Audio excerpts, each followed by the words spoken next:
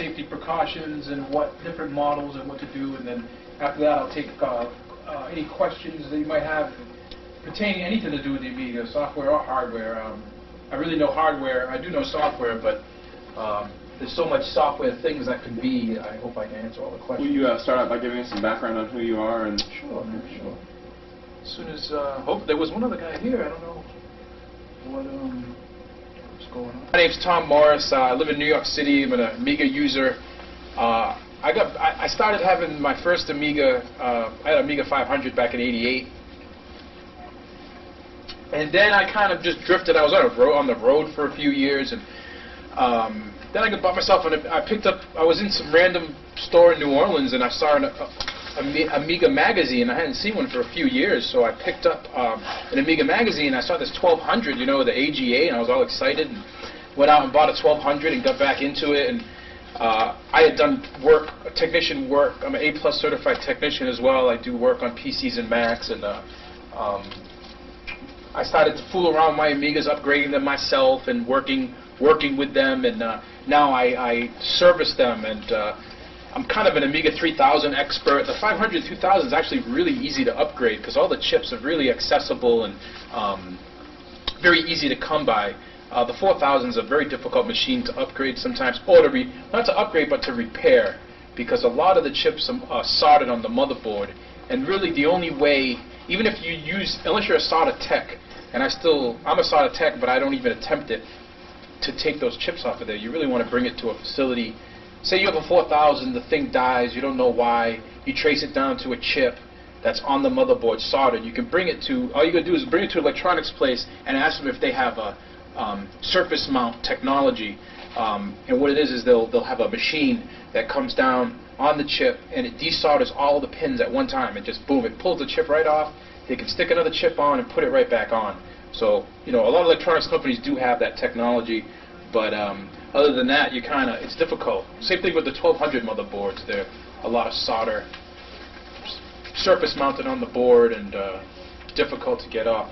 But back to what I was saying. The 2000 motherboard is not too easy because it's a multi-layered board, and some of those power and ground leads don't want to heat up enough. They dissipate the heat so bad that they're hard to unsolder a chip. Yeah, really. Also, if you get corrosion, battery corrosion, very difficult to fix that or repair traces for that very region. The circuit boards are very deep, and it goes multi-layered boards, and it eats through into the second and third layers. Try to get back on track. So I started to get into the Amigas, and then as a lot of the Amiga companies started to go under, a lot of people didn't know who to send their Amigas to, and if they did, they would charge you an arm and a leg to do the simplest repairs. And basically, I do repairs, and I'll charge people very reasonable prices. If I'm just upgrading chips, I mean, I'm not going to charge people hundreds of dollars. I mean, it's really ridiculous. And I feel bad for a lot of Amiga people like us who we've been really stuck with these machines, and when we try to get them fixed, it's very expensive. It's almost not even worth fixing. You have to buy another one, and that's just a waste of time, you know. But did you work for Paxton? No, I didn't. You say you're from New York? Yeah. New York City? Mm-hmm. Oh. Yeah, they went under too. They went out of business. They were actually good, but towards the end they started getting real shady. But they had like a surface mount station, and they used to do things. But I had people send motherboards to them, and they'd get the things back with the wrong revision chips and really weird things. But so as far as repairing the Amigas, I guess I'm going to start with basically the first thing is when you when you open the machine and you're going to go install cards or anything like that. And please, if you guys are experienced, I mean, don't take it as insult. I'm teaching it from the bottom ground up. ESD precautions are one of the biggest things when you're working on computers in general. The best thing to do really is to have they're only $5 at Radio Shack. They're static wristbands, and you slap it on your wrist. It has an alligator clamp. You clamp it right onto the case, and now you're that means you're grounded to that case. You're grounded on that circuit, so you can just sit there and put your hands all over any chips on that board, and you're on common ground. So there's no kind of damage can be done. But if you don't have anything like that, You leave the machine plugged in or unplugged? Unplugged, yeah. Unplugged? There's a kind of a controversy about that. People say keep it plugged into the ground, but unplug it. You got to unplug it. Definitely. Then you got a floating ground, but Why do you're you at have the to same unplug it if potential you got though. it? What's that? You're at least at the same potential as the case. Right. If you're working on it, you ought to have an earth ground to hook it to anyway. Right. So Yeah. there's kind of a, but then there's the thing of like if it's plugged in, there's still hidden voltages that can be transferred. So I generally work on them unplugged, but I do know technicians that work with them grounded and plugged in. But you know, as you guys seem to already know, you know, if you don't have static proofing, basically just grab the case and you should dissipate any charge you have on you when you go to do that. So that's the first step, is if you're gonna, once you pop the machine, is make sure you take your static precautions and start to work on the chips. So start, you know, the Amiga 500 2000 series, as far as upgrading, you have kind of a lot of options, you know, but nowadays it's kind of tough to come by these boards. You get the Zorro 2 bus. You get into the differences. The Zorro 2 bus and the Zorro 3 bus. With Zorro 3, most of the Zorro 3 cards are going to be a lot faster than Zorro 2 cards. So, like the graphics cards, things like that are going to be much faster, and the bus has much more memory addressing. So you can put RAM cards that go up to 128 megabytes of RAM and 32 meg RAM cards and really fast SCSI cards. And the reason you can't put those boards in the 2000 is because the bus is only 16-bit instead of the 32-bit bus. So if you're using your Amiga, if you're doing productive things, you're trying to upgrade, I recommend, even though the case is really beautiful in the 2000, to go to the 3000 because you get a lot of benefits of using various cards, and it's all the Zorro 2 cards are backwards compatible. For the most part, you can use Zorro 2 cards in most of the 3000 or 4000 machines. You have, with the 2500, you have the two different chipsets. You have the original chipset, which is basically, you know, really low. I think 32 colors is the best you can do. You get your ham display, but that's only if the program you're using addresses it. So that's really not considered. And then you have your main chips, the Fat Agnes, basically is your display controller. That, of course, as a lot of people know, it's your RAM, your video RAM. So if you find yourself using graphic programs and you're running out of RAM a lot, you're going to want to get a 2 megabyte chip upgrade, like the Mega chip that was made by DKB, or the they have a 2 megabyte Agnes that was made by Commodore that's kind of rare, that just pops right into the socket. And to remove these chips, when you're doing any of these socketed chips on the 3000, 2000 motherboards, the ones that are in the actual sockets, you're going to want to use a tool like this, which is known as a PLCC chip puller. You can use a flathead screwdriver that's really small and kind of get it inside and just very gently tilt it, and it'll pop up. But you got to watch out, because a lot of times the socket will crack.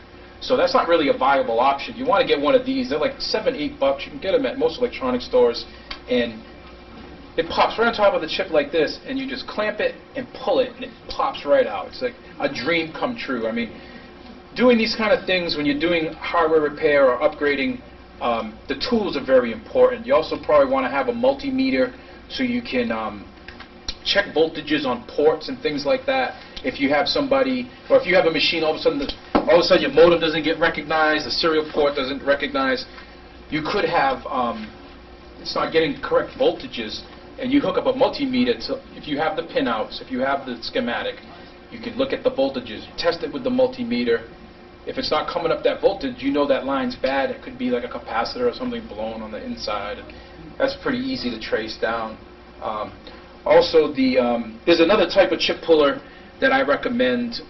It's usually yellow, and it has two clamps on the side, and that's for pulling out these Watch your glass there. Okay, thanks. Yes, I'll go anyway. But you have these here, typical. You know, this is a 68,000 processor from a 2000, and you know, any of these chips with legs. Yeah, you can take a screwdriver and you can pry it. Yeah, no problem. But what happens a lot is you do that. Sometimes, you know, nothing's moving, then all of a sudden, boom, the chip comes up, and then half the pins are bent, and then you have a real problem on your hands. So they have chip pullers that are especially for these chips, and it basically is just like a Fingers. just like the fingers. It just comes down like this, and it'll. No, I have Right, one right. that it goes in between the legs. I have too. It comes in and... In between the legs, yeah? Yeah. Oh, it on the just comes side. on like this, and then. Yeah. Well, It's that's got nice. about 5 or 6 fingers on it. That's Wow, that's interesting. But I generally just use the. I don't like to put things near the pins because when these Yeah. pins break, they can be repaired. To repair these pins, all you really have to do is, if you have some chip laying around, you can break one of the legs off there and just tiny bit of solder, just barely touch it, and it should work. Is Motorola even making that package anymore? This, I think they might be in like embedded application. Like they have a lot of most of their chip production is for like weird household appliances and electronic devices, and I'm sure the 68,000 chip is used for things, I got a couple of them at home. I've got some at home too, but all I ever see are the little PLCs, or the square flat. Right. surface mount. Oh, really? What, inside of electronic equipment? 68 HCs. Yeah. FR. I mean, it's a real ancient chip by today's standards, but I'm sure that Motorola probably still uses them. I mean, Well, I just didn't 7 know. megahertz, you can do a lot with it, Yeah, I just didn't know if they made that package. No, I do know they do make them, because there's a machine that we build at my company that is based on 68,000. Mhm. And, No kidding. What's it called? It's a ophthalmology microsurgical system. Hmm. It's called the Premier. The Premier. Ophthalmologists use it for cataract surgery. But, Wow. we just stopped production on that at the end of last year. So So they still do. so they mass must still be manufacture. available. So you guys, I'm going to take a break from what I'm talking about. If you have questions, I can address some questions about... You have questions? Yeah, this motherboard 2000 you got here. Yeah. I don't see a 6.3 on here, RAM motherboard down the bottom. Why, do you have a 6.3 RAM? Yeah, I do. It's got a megabyte on the motherboard. I don't think the 6.2 has any memory on the motherboard. No, the 6.2 does have a 1 mega chip RAM. The Oh, Agnes. yeah, that's fast. I'm talking about the regular RAM. I'm not talking about Fast RAM? That too. There's a whole section of RAM on a 6.3. Uh-huh. Video RAM. You see a block of RAM. Right, it's dip Yeah. RAM, yeah. Not this upgrade to 1/2 a meg to 2 meg. Not that. Right, it's not just... that. I'm talking about regular RAM. Yeah, it's still chip The RAM, though. 6.3 has got a bunch of those memories on it. I've got a 6.3. Yeah, dip packages. But it's still just 1 mega video RAM because no 2000 has fast RAM built into it. No. It's not video RAM. It's just RAM. It's on the mother. You can see it. You know how you look at a motherboard, the old days, Yeah. and you'll see a block of all the chips in the Right, they're like that big. There's a whole bunch of them. Yeah. They're called dip The 6.3 has chips. got it. I don't think the 6.2 does. No, the 6.2 has that same package. Has it? Well, the 6, yeah, I think that's like the RAM that's like all addressing bus. That's not, those chips themselves are like addressing. They're not where you get your RAM is from the Agnes chip is where you get your RAM. You get your video RAM from the Agnes, and the no 2000s came with fast RAM. So that's what you're referring to. But I know what you're talking about. You have that lineup of dip chips, but that's like bus. There is 2 versions of, I can't comment on the versions, but I have seen one that has a lot more memory chips, but it was an older chip, and it took, the ones that replaced it, like one chip would replace 4 of them on the older board. With Yeah. the 2000. On a 2000. Yeah. Well, I think it's probably And I'm not sure exactly. 256 times 4, and then you're going to like 1 times 4 dips. Yeah, that's right, That's that's what what it you're was. referring to, I think. Yeah, that's what it was. Yeah. A lot of that, a lot of those older boards and Amigas use that 256 package, which is, you need all these chips, and Yeah. you could, by a quarter, you can change it and put in your, They,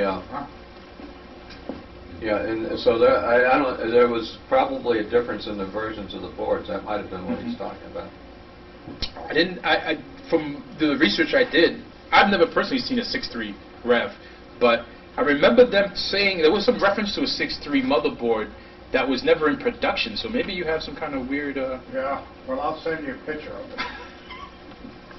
I believe you. No, I believe you. So I may have the numbers wrong, but I've never seen a 6.5. Well, here you go. It says here, Rev 5, motherboard RAM uses 256K times 4 chips instead of 256K times 1. Yeah, I mean, if you're using a 2000, if you're using an older 2000, do yourself a favor. If you're using any Rev 4 board, get yourself a Rev 6 board, because the Rev 4, there are some conflicts. Sometimes when you're trying to do a lot with the when you're trying to do a lot with the machine, you're going to run into some conflicts because, like this noisy line of filtering, sometimes you're going to get DMA turnaround. You're not going to get the proper, if you have a SCSI controller that has direct memory access, it's not going to be as fast on a Rev 4 board as it is on a Rev 6 board. And the one important thing I wanted to mention about the 3000, if you guys have a 3000, I don't know what your upgrade pad's going to be, but if you want to put an accelerator that has a SCSI controller on board, and if you have a 3000, you want, and it has, which has a motherboard SCSI controller on it, you're going to need to do what's known as the IN2 modification. There's a line that goes from the expansion slot to, I think it's the Gale chip, and there's a missing line on the circuit board.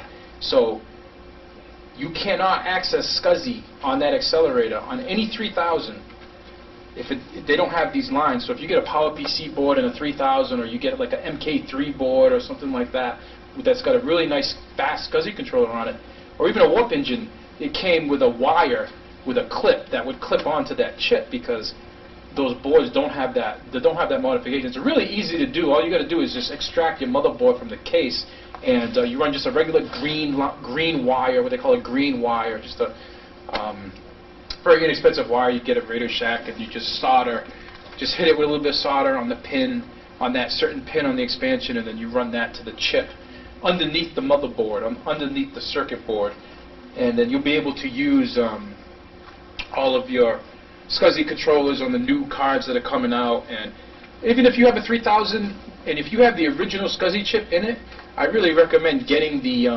there's an upgrade revision 8 by Western Digital, and that really gives you a lot more stability.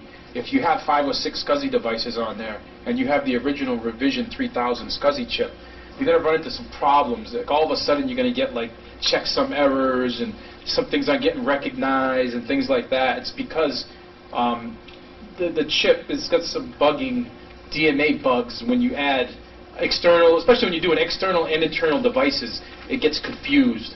Or if you have like 5 devices, it gets confused. It can only handle like 3 devices before it starts acting flaky. So that's a definite, that upgrade and a Buster 11 upgrade, if you have a 4000 or a 3000, if you do not have a Buster 11 in the thing, I highly recommend that's the first upgrade you do, is upgrade to Buster 11, because that really fixes a lot of the problems that are involved in Zorro card addressing on an Amiga 3000 or 4000. And as a matter of fact, there's a couple of boards that won't even run unless you have that particular chip. The one board that comes right to mind is the A4091 controller, which was built for the 4000, but if you don't have the Zorro, if you don't have the Buster 11 chip, it won't work at all. Also, like the Broadcaster Elite and cards that really hit the chip hard for the bus addressing. What the Buster chip does is it controls your addressing. It talks to the machine, and that whole Zorro bus communicates right through that chip, and that is your interface from the CPU, the brain of the machine, to the Zorro bus. So that's an extremely important chip, and That's probably my highest upgrade recommendation. If you have a 3000 or 4000. 2000 also? No, the 2000 has a buster, but it's not relevant to that. So 3000, 4000. Right. And the 2000, you know, the nice upgrade on the 2000, of course, is if you have a 512K Agnes, you're going to want to get the 1 meg Agnes. And the ECS chipset also helps out. If you don't have a graphics card, you've got the ECS chipset, at least you can get like, I think you can get a couple of multi-scan resolutions. And, just allows you to do more with the machine. And let's see, Ethernet. Yeah, Ethernet. If you want to hook up your machine to a Linux LAN or a PC or a Mac, if you have a PC or a Mac at the house, you want to hook up your machine. There's 2 ways to do it. You can do it with serial. Like in the old days, you can just get yourself what people in the PC community refer to as a lap link cable. It's just pretty much a null modem transfer. It's 2 serial ends with a null modem on it, and you just communicate through a terminal program on both sides, the PC and the Amiga. It's really slow, but it's simple. Other than that, if you have yourself an Ethernet card, you know, nowadays we have like the Xsurf card, which is a very good card that Jan Schofield makes, and then you have a couple other ones. But the thing with those cards is that so if you want to run Linux on your Amiga, which you can do very easily, you can run like Debian Linux or Red Hat 68K and be able to access Linux networks. They don't have drivers for those cards. I think Xsurf might have one now, but a lot of the times, like the A2065, you really can't beat for a reliable. It works with any network software for the Amiga.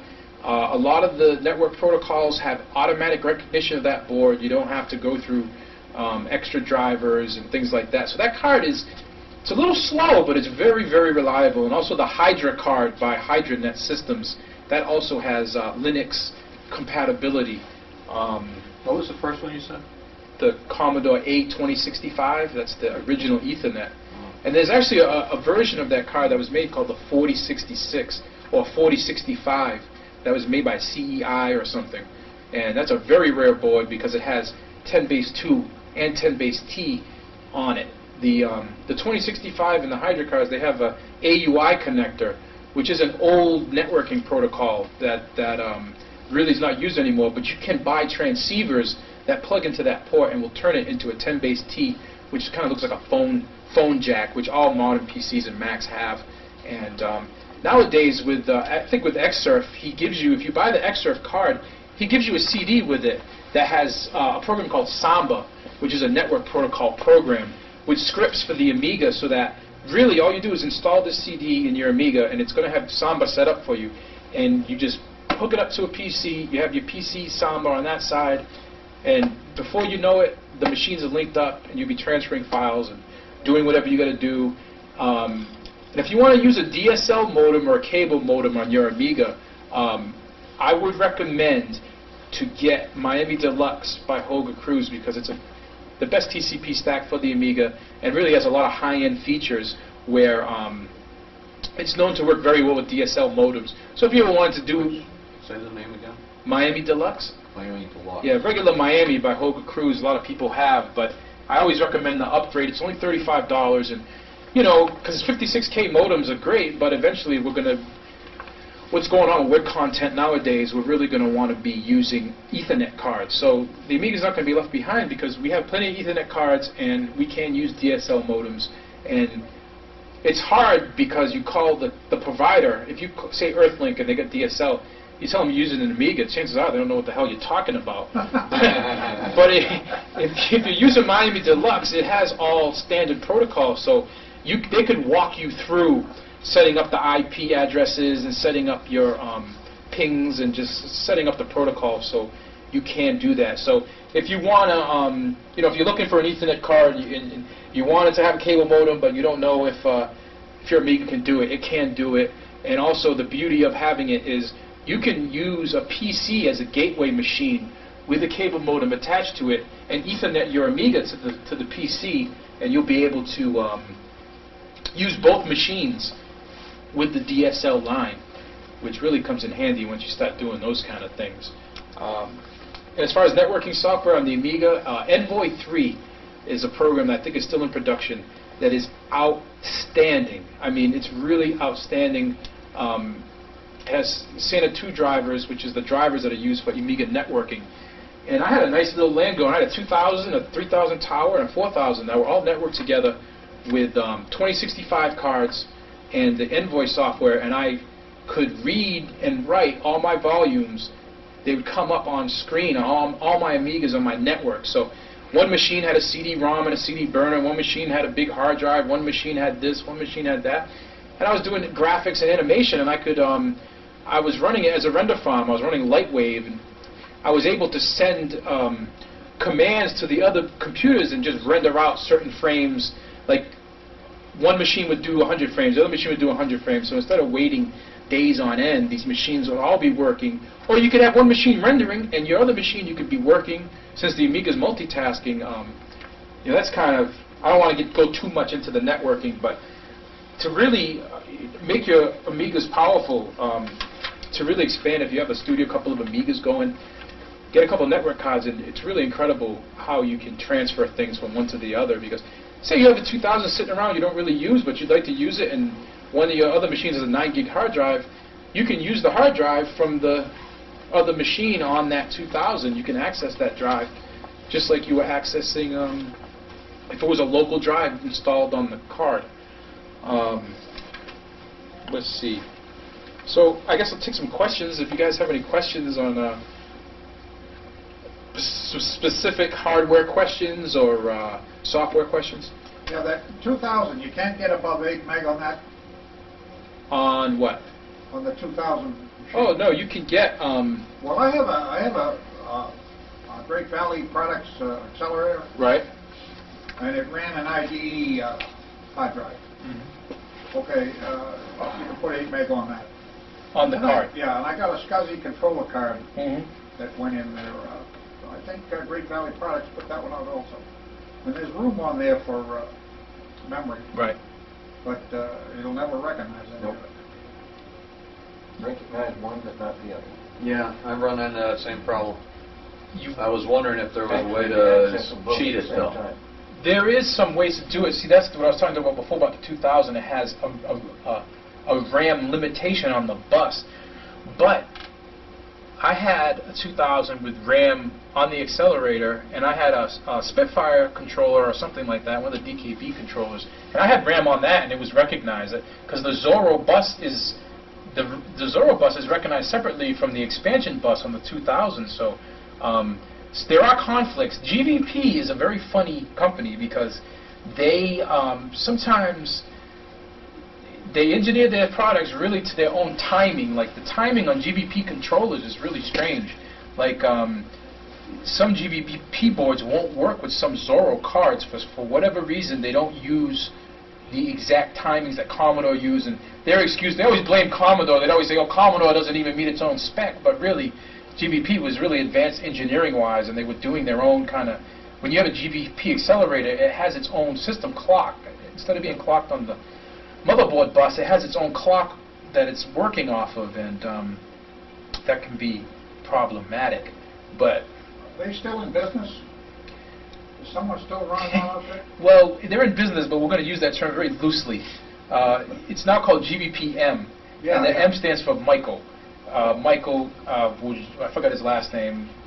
He's the founder of the company. He's the engineer. He's the main guy. And good luck trying to get in touch with him. You know, I don't know.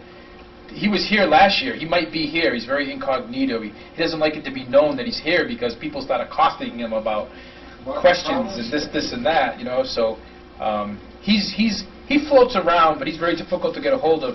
But there is this one guy. He has a company called GVP Rescue.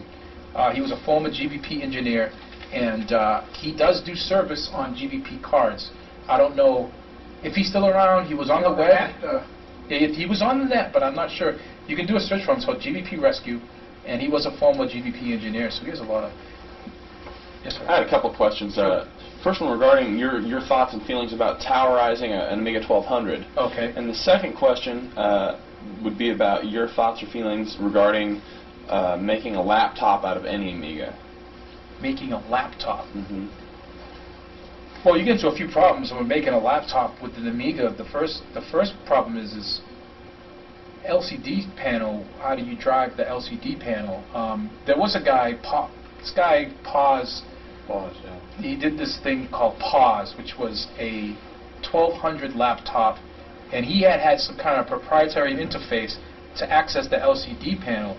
Bill Bossari, who is downstairs, he's like in charge of the UGN network. He does all the broadcast streaming. He really is an Amiga 1200 expert, and he was working directly with this guy with Pause. So as far as turning an Amiga into a laptop, I mean, that's a very serious hack.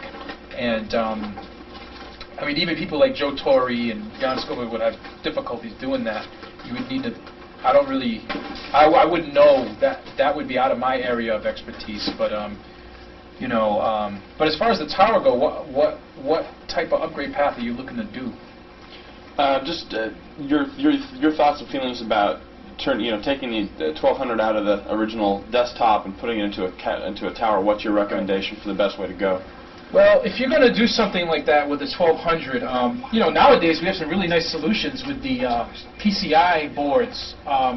If you don't need Zorro slots, I highly recommend getting the either the Mediator card, which I should tell you guys, I don't know if you heard the news, but the old Mediator, if you're going to buy a Mediator, you guys have big box machines, but if you ever try to get a 1200 and put the Mediator in, because now they're coming out with the Shark PPC G4, supposedly, and they have all these nice, you can run Voodoo 3 graphic cards, network cards, really cheap PC cards on your Amiga. It's a great solution. But unfortunately, the old Mediator cards have problems. The early Rev Mediator boards have issues where it only addresses 4 megabytes of RAM or lower on a graphics card. So if you have a Voodoo 3 8 megabyte card, it doesn't get recognized. And they're kind of refusing to admit that it's a problem, and it's a real problem. So if you do buy a Mediator card, make sure it's a recent revision. And if you have a PPC card, the G-Rex would probably be a good solution, because DCE is involved in that project, and you know they're pretty solid company as far as manufacturing boards. When they started get the Phase 5 license to make the PowerPC cards, I was very impressed that that they were able to engineer the cards properly and work very reliably, because that circuit design is very complicated, and to do even with the schematics and all the information, just to run it on a production line and get it to be bug-free is pretty impressive. So they have a good facility, and evidently who they're working with and what they're doing is very interesting with the G-Rex, but they're actually behind the Mediator and L-Box with development. So the drivers for the Mediator are going to be coming out well before the G-Rex stuff. So that's kind of an upgrade path you'd have to choose. But as far as cases go, nowadays, I wouldn't even mess with any of the Micronic cases or any of these. Even with your Amiga 3000s, 4000s, all that. A lot of people are selling cheap, Micronic cases. Those cases are problematic. And this thing goes with an ATX case or an AT case? Right, you could get a standard PC case and throw it in there if you want to hack the backplane. The problem is when you're doing that is that you're gonna, the ports aren't compatible because they want PCs. So, especially with a 1200 that has like 1 million ports on the back, you need to really modify the backplane. A fellow out of the Washington D.C. area hacked an Amiga into a PC case, and he had it kind of hanging in there, triangular from corner to corner. Right. And the tech up at Software Hut refused to look at it. So he looked at it, he says, I'm not putting my hands on that. He says, no, it works, but now it won't. Can you fix it? I'm not touching it. Yeah, I got a 3000 tower from a customer one time. He wanted me to fix it, and you know what he was doing, but the way he had this thing hacked, and that's the point of using PC ATX cases and PC cases. You're better off, to be honest, getting one of the prefabricated cases that are made by the Amiga dealers, because they already have the port outs on them. And if you don't need Zorro boards and you got a 1200, go with the Mediator or the other thing, because Well, you could get a Picasso 4 card 2 years ago for $400. I mean, nowadays you can buy a Mediator for $200, get a Voodoo 3 card, and for $150, and there you go. And then you can add a network card really cheaply. You can get those for like $10. A 10-base T 10 megabit card on a PC. The people throw that stuff away. I mean, TV tuner cards, all that stuff, they throw it away. So the Mediator is a nice solution. You got a question? 4091. Mm-hmm. How do you keep it from trying to be the boot device on the 4000? Instead of the IDE, priorities. Your boot priorities.